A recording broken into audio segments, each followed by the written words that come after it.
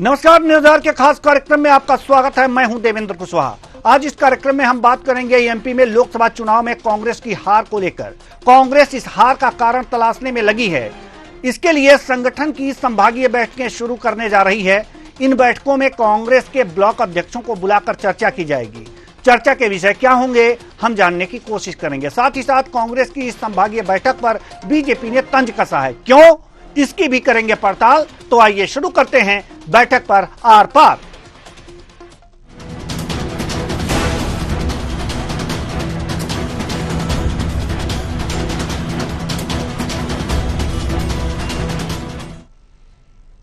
MP Congress चुनाव में लगातार हो रही हार के कारणों को तलाशने में जुट गई है। कांग्रेस इसे लेकर 21 जुलाई से बैठक करेगी। 22 जुलाई को भोपाल संभाग और 23 जुलाई को नर्मदापुरम संभाग में ब्लॉक अध्यक्षों की बैठक होगी। बता दें कि यह बैठक प्रदेश कांग्रेस कार्यालय में होगी। बैठक में पीसीसी चीफ जीतू पटवारी कमजोरियों को जानने की कोशिश करेंगे। साथ ही साथ संगठन के मजबूती के ऑप्शन भी जानेंगे। इस संबंध में एमपी कांग्रेस के मुख्य प्रवक्ता भूपेंद्र गुप्ता का कहना है कि कांग्रेस अपने संगठन को मजबूत कर रही है। अभी तक जो चुनाव के परिणाम आ रहे हैं वो नैसर्गिक परिणाम नहीं है, इसलिए बैठक कर संगठन की मजबूती के लिए काम हो रहा है ताकि बीजेपी से दो हाथ किया जा सके। सुनिए भूपेंद्र गुप्ता, मुख्य प्रवक्ता कांग्रेस, क्या कह रहे हैं। देखिए, कांग्रेस पार्टी के साथ जनता है, जनमत है और एक जनता का भाव है।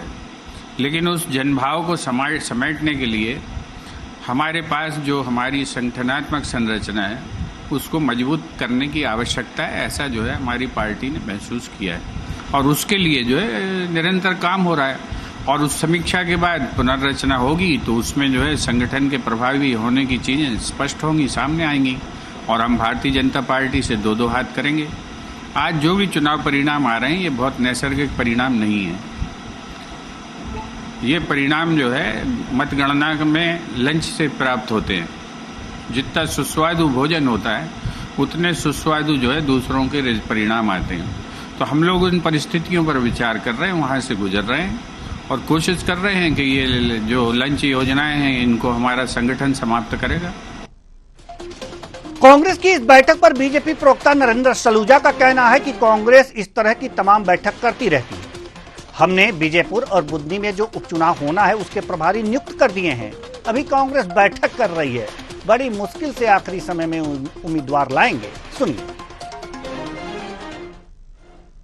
कांग्रेस पिछले चुनाव में भी बैठक करते रह गई, लोकसभा चुनाव में भी बैठक करते रह गई। हमने अभी जो विजयपुर का और बुधनी का उपचुनाव होना है उसके प्रभारी भी घोषित कर दिए और अभी भी बैठक ही करती रहेगी। उम्मीदवार की पता नहीं होंगे, बड़ी मुश्किल से आखिरी समय में उम्मीदवार लाएंगे और फिर वही हार का रिकॉर्ड बनाएंगे। कांग्रेस करती यही है, साफ निकल जाता जब लकीर पिटती, जब जरूरत होती है प्रत्याशी की प्रत्याशी नहीं दे पाती, जब समय होता है सड़क पर काम करने का जब काम नहीं कर पाती, जब समय होता है योग्य प्रत्याशी चयन का जब कर नहीं पाती, तैयारी का समय होता है जब कर नहीं पाती, जब सब कुछ बीत जाता है उसके बाद खड़ी हो जाती है और उसके बाद फिर हार का स्वाद चखती है। तो आज इसी कांग्रेस के बैठक पर और बीजेपी के तंज पर करेंगे चर्चा। और चर्चा के लिए हमारे साथ जो मेहमान जुड़े हुए हैं उनसे आपका परिचय करा दें।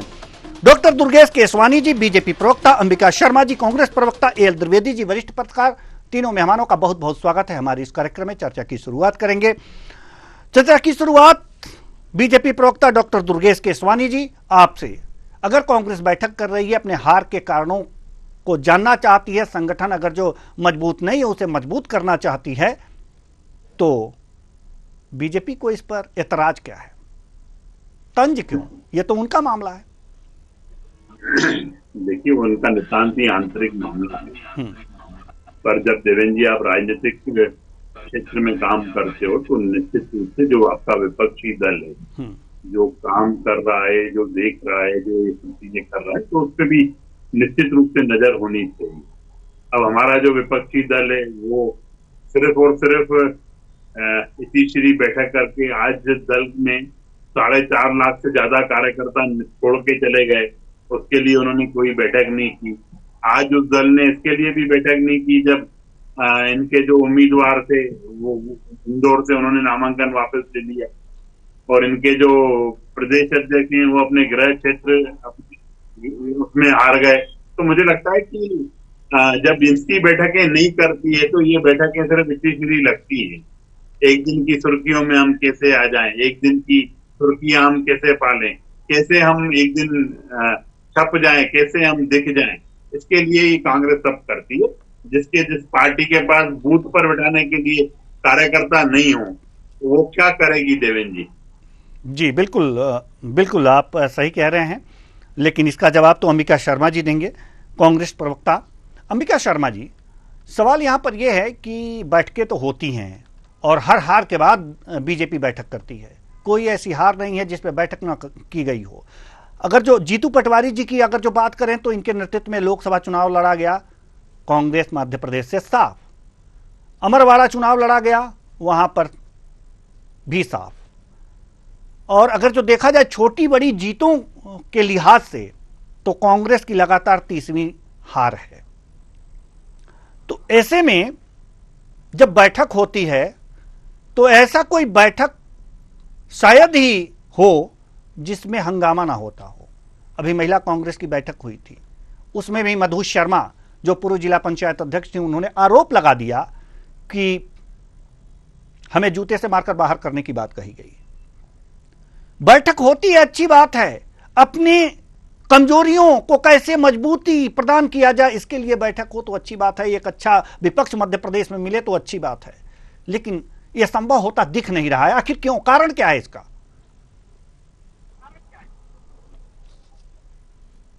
देखिए, इनको भारतीय जनता पार्टी को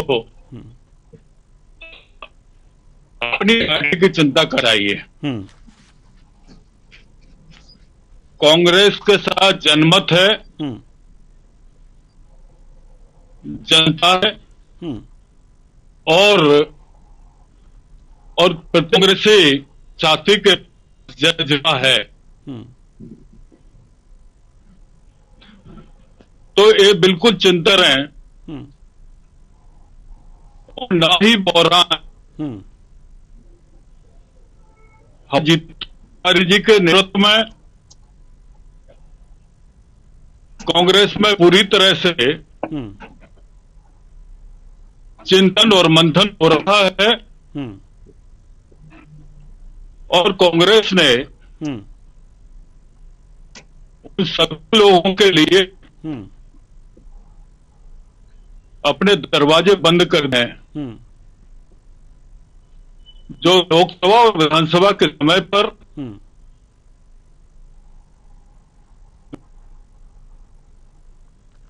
चलिए, आपकी आवाज अच्छी तरीके से नहीं आ पा रही है। एल द्विवेदी जी के पास हम चलेंगे। एल द्विवेदी जी, जैसा कि कांग्रेस की तरफ से यह खबर आई है कि बैठक होगी, कमजोरियों पर ध्यान दिया जाएगा और मजबूत संगठन किस तरह से हो इसके लिए ऑप्शन भी तलाशे जाएंगे, साथ ही साथ नई कार्यकारिणी का गठन भी होगा। इस बैठक से क्या उम्मीदें लगाया जा सकता है? द्विवेदी जी। हेलो।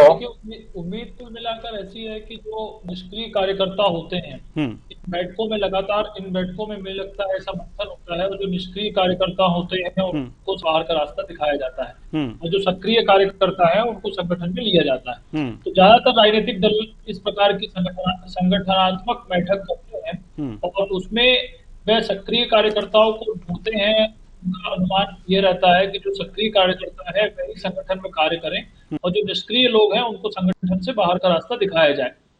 तो मुझे ऐसा लगता है कि जो बैठकें होती हैं, चाहे वह कोई भी राजनीतिक दल हो, वो संगठन को विस्तार करने का दौर लगातार जारी रहता है और ये बैठक इसी आधार पर की जाती है।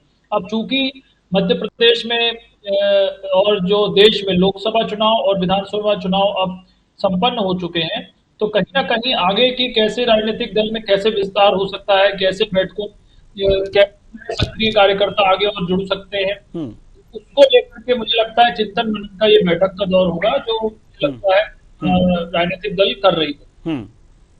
नहीं, ये तो ठीक है, चिंतन मनन बैठक अपना ये लोग करें, जैसे करना उस तरह से करें, ठीक है, अच्छी बात है, करना चाहिए। लेकिन क्या लगता है कि इस बैठक से कुछ ऐसे निचोड़ निकल करके सामने आ जाएंगे कि जिससे कि कुछ मजबूती प्रदान हो सके, या फिर कांग्रेस की पहली जो बैठकें होती रही हैं उससे ये अंदाजा लगाया जा सकता है कि जो भी अभी महिला विंग की बैठक हुई थी उसमें भी हंगामा हो गया, और कुछ बैठकें होती हैं हंगामा हो जाता है।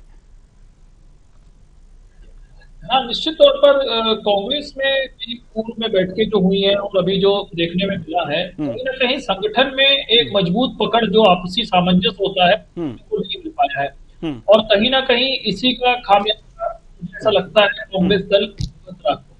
और मुझे ऐसा लगता है उसको अपने संगठन के लिए एक करेक्टिवनेस करना बहुत जरूरी है। दूसरा, जो सक्रिय लोग हैं उनको संगठन में लेना अति आवश्यक है, कि आज भी हम जब देखते हैं तो जमीनी जो कार्यकर्ता होते हैं उनको वो पद सम्मान नहीं मिल पाता है, और कुछ ऐसे पैरासूट एंट्री होती हैं या पैरासूट एंट्री के जो लोग होते हैं उनको वो पद और सम्मान मिलता है। इससे कहीं ना कहीं जो जमीनी कार्यकर्ता होता है उसमें रोष व्याप्त होता है। उसको ऐसा लगता है मैं कहीं ना कहीं इतने सालों से इस पार्टी की सेवा कर रहा था और मुझे वह पद और सम्मान नहीं मिल पा रहा है, तो वह अपने आप को कहीं ना कहीं ठगा सा महसूस करता है। तो इन बैठकों में कहीं ना कहीं मेरा ऐसा अनुमान है, मेरा ऐसा मानना है कि इन बैठकों कहीं ना कहीं ऐसे जमीनी कार्यकर्ताओं को तवज्जो देना चाहिए, या जो सक्रिय कार्यकर्ता है उनको जिम्मेदारी देकर के उनको कहीं ना कहीं पद और सम्मान देना चाहिए। बिल्कुल बिल्कुल।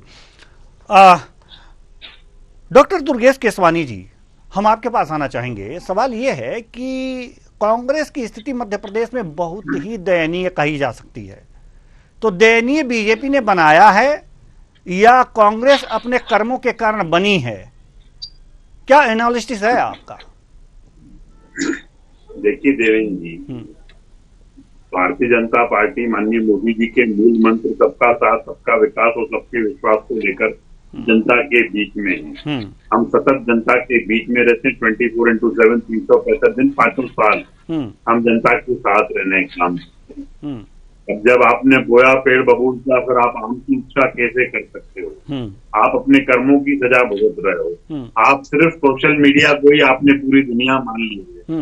आप व्हाट्सएप, ट्विटर, फेसबुक के माध्यम से ही जनता के बीच जाने का काम करोगे तो जनता उसको अच्छा नहीं मानेगी। आप देखिएगा देवेंद्र जी, 21 साल से जनता भारतीय जनता पार्टी को आशीर्वाद देती आ रही है। आज देखेंगे 23 के चुनाव में कांग्रेस का सूपड़ा साहब, 24 के चुनाव में कांग्रेस मुक्त मध्य प्रदेश। जब कांग्रेस के पास जनता है नहीं तो ये ढोल पीटने का काम कर रहे हैं। ये सिर्फ अपनी राजनीति चमकाने के लिए इस तरह की बातें करते हैं कि हम बैठक कर लेंगे, हम ये कर लेंगे। कहीं एक भी बार उसके बाद दूसरे दिन इनकी खबर आती है? कहीं पे नहीं आती है। ये सिर्फ सुर्खियां बटोरने का काम करते हैं कि हम सुर्खियों में बने रहें, हम कैसे दिख जाएं, हम कैसे दिख जाएं। कांग्रेस बैठक भी ना करे? नहीं, क्या चाहते हैं? कांग्रेस बैठक भी ना करे? खूब बैठकें करें, पर कार्यकर्ता तो हो। आप बैठकें किसके साथ करोगे देवेंद्र जी? आज अगर आप दूसरे नंबर की पार्टी है, भले ही सीटें नहीं निकाल पाई, दूसरे नंबर की पार्टी है, भले ही आप डिबेट कर रहे हो तो आपने प्रवक्ता बिठाए नहीं बिठाए? जी बिल्कुल नहीं। तो ऐसे ही जब आपको काम करना होगा, जनता के बीच में जाना पड़ेगा। व्हाट्सएप, फेसबुक से काम नहीं होगा।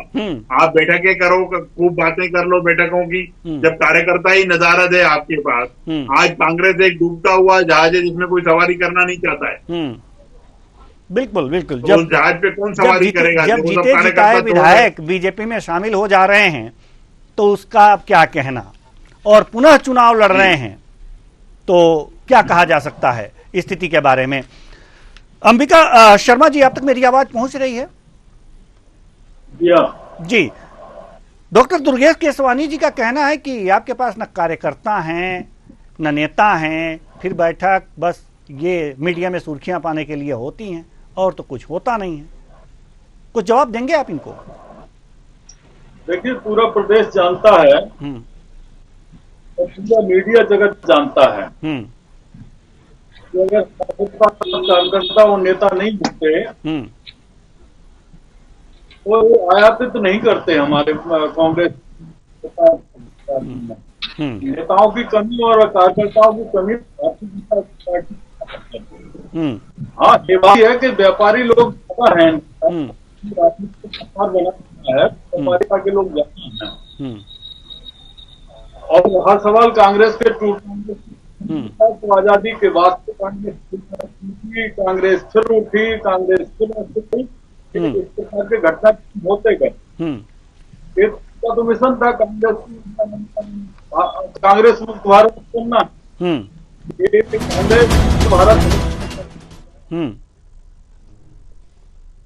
जी जी और इनकी स्थितियां देख कि भगवान राम का नाम लेकर ये आगे बढ़ रहे थे और सम्मित कर रहे थे, राम को भी दांव पर लगा दिया गया। अयोध्या चुनाव आ रहा है, बद्रीनाथ चुनाव है, और ये जितने भी धार्मिक स्थल हैं जो लोग अंतर्गत आते हैं वहाँ से चुनाव हम अपने गिरफ्तार में जाकर आएंगे। सवाल हमें संगठन का तो हमारे यहाँ यूथ की कमी नहीं है। हमारी पार्टी ग्राम स्तर से लेकर ब्लॉक स्तर और फिर जिला दस्ता अभियान चला रही है। ऐसे लोगों को चिन्हित किया जा रहा है जो कांग्रेसी विचारधारा में विश्वास रखते और भविष्य में कांग्रेस के साथ जारी नहीं करते, उसको किया जाएगा। कांग्रेस विचारधारा से उसको अध्ययन कराया जाएगा।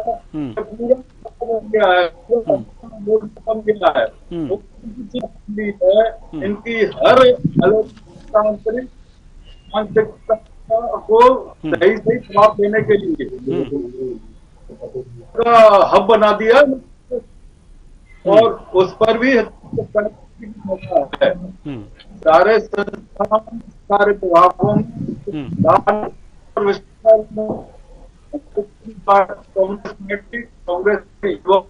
सारे कांग्रेस जन एक आंदोलन खड़े पब्लिक बात को कहे भी पब्लिक में इतनी जन चेतना पैदा कर देंगे कि बच्चा बच्चा कहेगा ये निष्ठा सरकार है।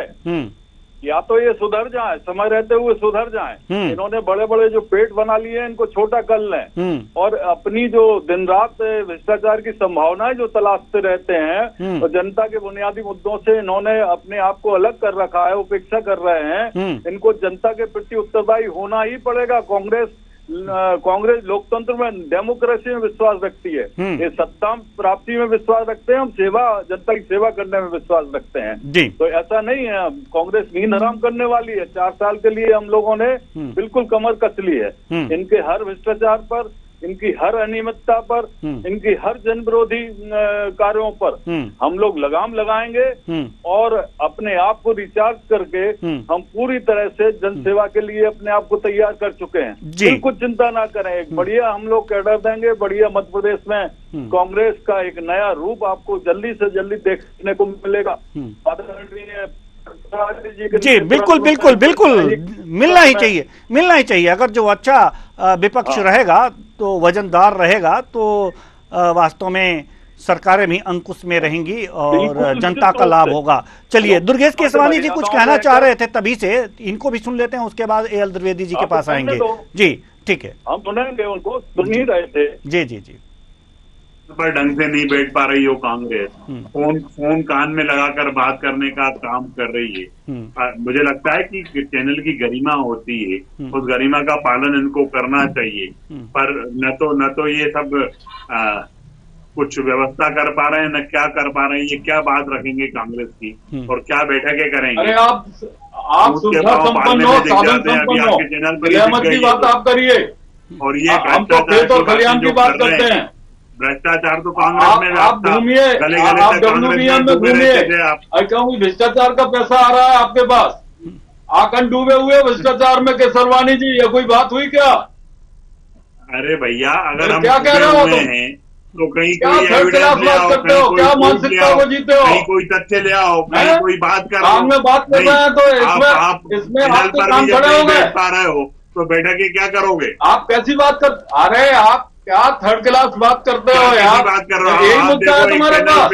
राष्ट्रीय चैनल पर आप फोन कर अभी इतना बड़ा तुम्हारा कद नहीं हुआ है कि कांग्रेस के बारे में नहीं होती है देवेंद्र जी। और आप ये सोच सको कांग्रेस की चिंता मत करो, भारतीय जनता पार्टी की चिंता करो।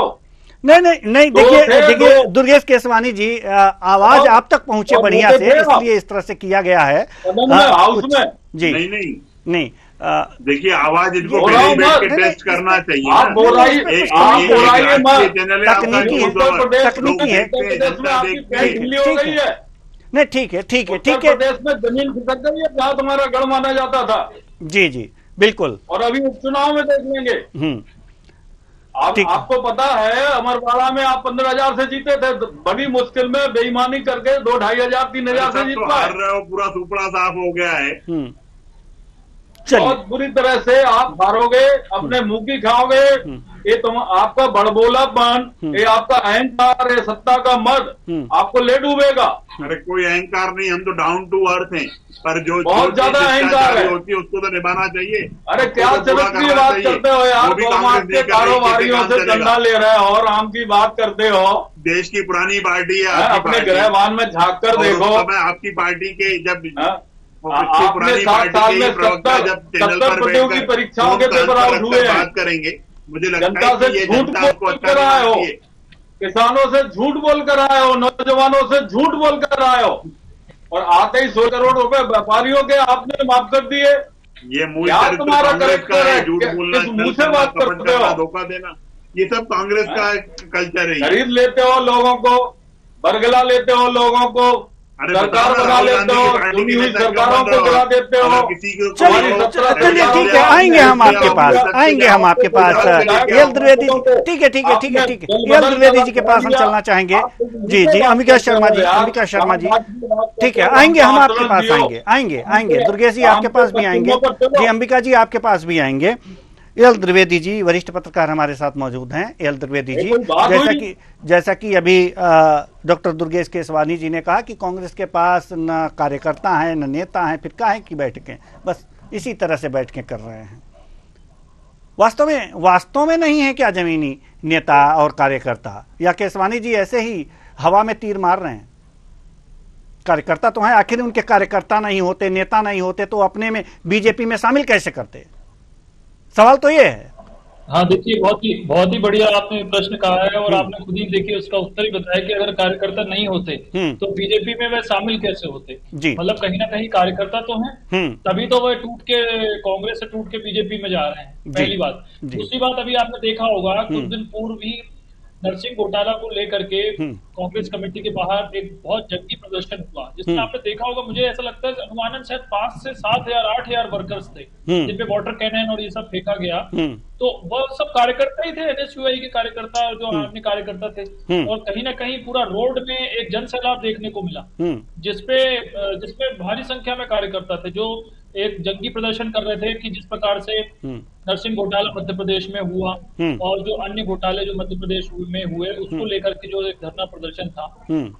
और निश्चित तौर पर एक बहुत ही महत्वपूर्ण है, क्योंकि अब आप देखिए कि मध्य प्रदेश में इतना बड़ा एक भ्रष्टाचार और घोटाला हुआ है, जिसमें हाईकोर्ट की निगरानी में कहीं ना कहीं जांच समिति बैठी है और जांच कर रही है, और कई अपात्र कॉलेजों को पात्र बनाकर के वहां पर शिक्षा से खिलवाड़ किया गया, शिक्षा मतलब बच्चों के भविष्य के साथ खिलवाड़ किया गया। अब उन बच्चों का भविष्य जो है अंधकार में है, उन्हें ये समझ में नहीं आ रहा है कि वह कहाँ पर पेपर देंगे, किस कॉलेज में जाएंगे, फर्स्ट ईयर उनका हो चुका है, सेकंड ईयर थर्ड ईयर वो कहाँ पढ़ेंगे, मतलब विषय है कि तो कहीं कार्यकर्ता तो कांग्रेस के पास होंगे, तभी उन्होंने जंगी प्रदर्शन वहां पर लिंक रोड क्रमांक 1 पर किया, और वहां पर वाटर कैनन और अन्य प्रकार से वहां पर आपने देखा होगा मीडिया रिपोर्ट्स के माध्यम से पता चला था, विजुअल फुटेज से। तो कहीं ना कहीं कार्यकर्ता तो कांग्रेस के पास है, इसलिए वो अपना ये संगठनात्मक है। जी बिल्कुल बिल्कुल। तो डॉक्टर दुर्गेश केसवानी जी, सवाल तो वही है ना आ गया कि वास्तव में जो अभी नरसिंह घोटाला हुआ था उसमें भी आपने कार्यकर्ताओं को देखा कांग्रेस के, और जिसपे वाटर कैनन का प्रयोग किया गया था। और सबसे बड़ी बात, जैसा कि एल द्विवेदी जी ने भी इसकी तस्दीक की है कि हाँ, कि अगर जो इनके पास कांग्रेस के पास नेता और कार्यकर्ता नहीं होते तो बीजेपी में शामिल कैसे कराते आप? मैंने आपको कहा कि कांग्रेस एक डूबता हुआ जहाज है, कांग्रेस के सभी कार्यकर्ता कांग्रेस को छोड़ते जा रहे हैं। जिस दल में 4.5 लाख से कार्यकर्ता छोड़ के गए हों, अगर वो बच्चे खुचे कार्यकर्ताओं की बात कर रहे हैं तो बात है कौन? कांग्रेस आज भी देखिएगा, जो कांग्रेस का समर्थक था, उनके जो मुख्य प्रमुख स्थापना सदस्य थे जिन्होंने स्थापना की थी जयेश, वो भाजपा में शामिल हो गए।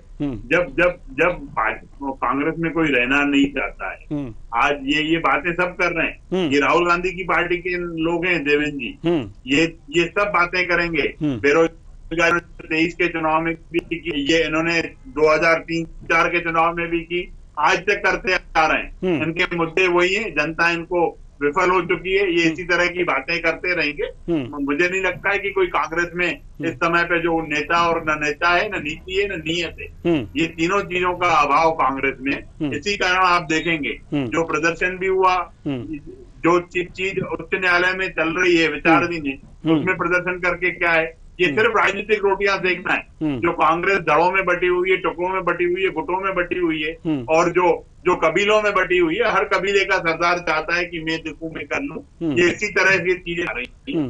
जनता भली भांति समझती है इनको, इनके झांसे में आने वाली नहीं। जी, अंबिका शर्मा जी जवाब दीजिए। देखिए, जो नर्सिंग घोटाले में हजारों नौजवानों का भविष्य चौपट हो गया है, हम उनको न्याय दिलाने के लिए विश्वास सारंग से इस्तीफा मांगे। और अब विगत दिवस आपने देखा होगा तो जंगी प्रदर्शन कांग्रेस में किया कि इनकी नींद हराम हो गई, इनको पुलिसिया बल प्रयोग करना पड़ा, इन्होंने वाटर कैनन, इन्होंने लोगों को बंद किया, लाठीचार्ज किया, सब कुछ इनको करना पड़ा। तो हमारी मांग ये हमेशा रहेगी, कांग्रेस इनकी हर अलोकतांत्रिक हरकत पर, हर भ्रष्टाचार पर और घोटाले पर निश्चित रूप से डटकर मुकाबला करेगी। और इसी के लिए बैठक हो रही है, इसी के लिए बैठक हो रही है कि किस तरह से मजबूत किया जाए कांग्रेस को और दो हाथ किया जाए बीजेपी से। अच्छी बात है, होना चाहिए जी। मैंने आपसे पहले ही निवेदन किया है, कांग्रेस बूथ लेवल से ही कमजोर हो रही है, मजबूत हो रही है। ग्रामीण स्तर से हम लोग समर्पित कार्यकर्ताओं की तलाश कर रहे हैं जी, जो संघर्ष कर सके भारतीय जनता पार्टी की जन विरोधी नीतियों के खिलाफ, और ग्राम से लेकर जिला और प्रदेश तक के हजारों लाखों कार्यकर्ता कांग्रेस में जुड़ने के लिए लालायित हैं। और जो भारतीय जनता पार्टी में चले गए हैं कांग्रेस छोड़कर, वो कई लोग कोशिश कर रहे हैं कि हमारी पुनः वापसी हो जाए, लेकिन अब उनकी वापसी नहीं है, किसी कीमत पर होने वाली नहीं है। और ये अपने दिमाग से भ्रम निकाल लें। आज भी कांग्रेस सबसे पुरानी पार्टी है। कांग्रेस की राष्ट्रीय योगदान में, राष्ट्रीय विकास के योगदान में बिल्कुल समय बहुत कम है, इसलिए जल्दी से हम एक जी बिल्कुल कांग्रेस का ही योगदान है। ये लोग तो कहीं थे नहीं जी, ये तो अभी आए हैं। कांग्रेस ने जो जमीन बनाई है और झूठे वादों के आधार पर ये सत्ता में आ गए हैं, बड़ी बड़ी बातें कह रहे हैं। डूबता हुआ जहाज है, अपने जहाज की चिंता करो। ये आडवाणी और अटल जी की भारतीय जनता पार्टी नहीं है, ये व्यापारियों की भारतीय जनता पार्टी है। अटल जी तो ये कहते थे कि जोड़ तोड़ से बनाई गई सरकार को चिमटे से भी नहीं उठा। ठीक है जी, हमारे पास समय बहुत कम है। एल द्विवेदी जी के पास भी जाना है जी, एल द्विवेदी जी के पास भी जाना है। एल द्विवेदी जी, वास्तव में अब तक तो सिर्फ बैठकें हुई, जीतू पटवारी जी जब से पीसीसी चीफ बने तो बैठकें ही होती रही, लेकिन इस बार कार्यकारिणी का गठन भी होगा, तो क्या उम्मीद किया जाए कि थोड़ी सी मजबूती में आएगी कांग्रेस?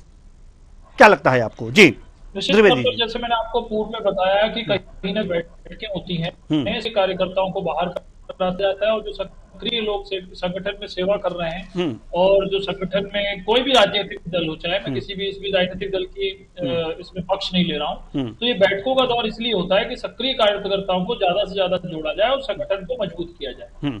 जी बिल्कुल, तो ये एक अच्छी पहल है और कांग्रेस के लिए शुभकामनाएं कि अगर जो बैठक हो रही है, कार्यकारिणी बन रही है, तो एक मजबूत विपक्ष बनकर के उभरे। बहुत बहुत धन्यवाद सभी मेहमानों का, आप आए और अपने अपने विचार साझा किए। तो कुल मिलाकर के देखा जा सकता है कि वास्तव में बैठक पर आर पार हो रही है।